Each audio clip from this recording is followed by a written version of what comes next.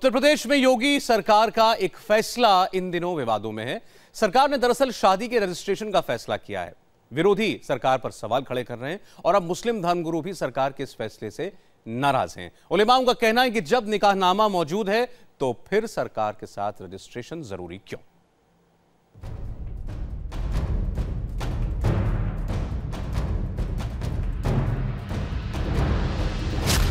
योगी सरकार के नियम पर बढ़ा विवाद। शादी के पंजीकरण के फैसले पर देवबंद ने जताया ऐतराज। निकाह के लिए एक लाजमी कानून उसको बनाया जा रहा है, तो ये गलत है, क्योंकि इस्लाम में निकाह को रजिस्टर्ड करना जो है वो जरूरी नहीं है। विपक्ष ने भी सरकार के मंशा पर सवाल उठाए। शादी के रजिस्ट्रेशन से शादी के निकाह पर कोई फर्क नहीं पड़ता है, और अगर उसने रजिस्ट्रेशन नहीं कराया तो उसकी शादी अगर नहीं मानी जाएगी तो उसका हम इतराज करेंगे। उत्तर प्रदेश में योगी सरकार का एक और फैसला अब विवादों में है।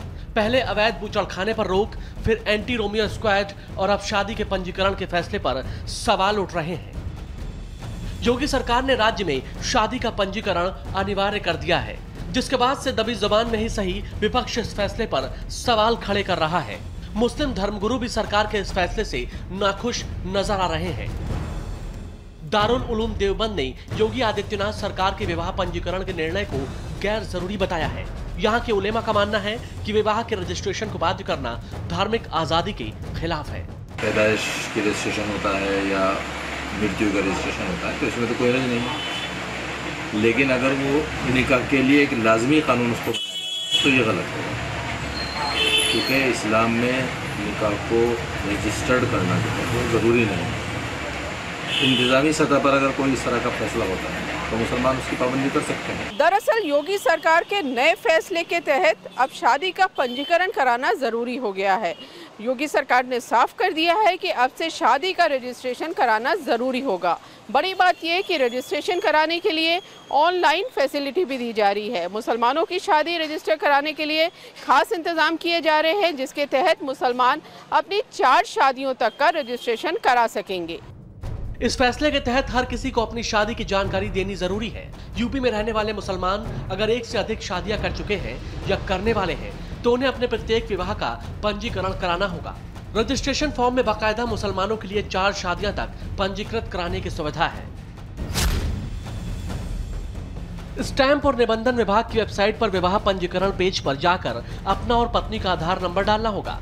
आधार नंबर की जानकारी देने के बाद रजिस्टर्ड मोबाइल पर 1 टाइम पासवर्ड यानी OTP मिलेगा। इस पासवर्ड को पेज पर डालना होगा। OTP डालते ही उस व्यक्ति और पत्नी का आधार कार्ड में दर्ज पूरा विवरण विवाह पंजीकरण फॉर्म में आ जाएगा। खास बात यह है कि इसमें शादी का कार्ड लगाने और शादी का फोटो लगाने की भी जरूरत नहीं होगी। पंजीकरण फॉर्म में विवाह की तारीख, विवाह का स्थान और शहर भरना होगा। ऑनलाइन बैंकिंग से 10 रुपए की फीस जमा करनी होगी। अगर शादी 1 साल से ज्यादा पुरानी है तो 50 रुपए फीस जमा करनी होगी। फीस भरते ही शादी का रजिस्ट्रेशन हो जाएगा और एक नंबर मिलेगा। शादी के सर्टिफिकेट को ईमेल पर भी प्राप्त किया जा सकता है या फिर उसे डाउनलोड भी किया जा सकता है। 4 शादी के लिए आप शरीयत का सहारा लेते हैं, रजिस्ट्रेशन क्यों नहीं कराएंगे?